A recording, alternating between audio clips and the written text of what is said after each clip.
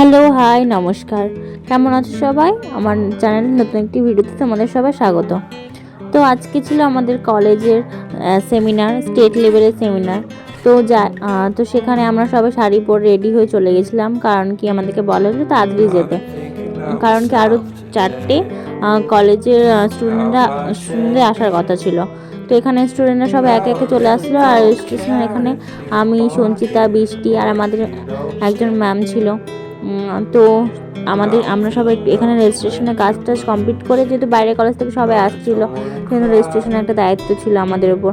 Registration করে তাদেরকে gift দিয়ে এবার আমরা চলে আসলাম সেমিনার হলে। তো সেমিনার হলে আসার পর দিদির একটা গান ছিল, মানে উদ্বোধনী সঙ্গীতের পর আমাদের স্যারের একটা স্পেশাল বক্তৃতা ছিল।